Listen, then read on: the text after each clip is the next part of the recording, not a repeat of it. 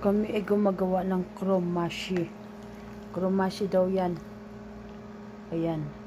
Dahon ng repolyo nilaga. At bilot-bilotin na katulad ng tabako. Tabako pala, sigarilyo. Tabako. Lumboy. Yan. Yan. Masarap. Ito ang repolyo. Ayan. Ayan ang kanyang finished product, pero lulutuin pa rin yan. Ayan.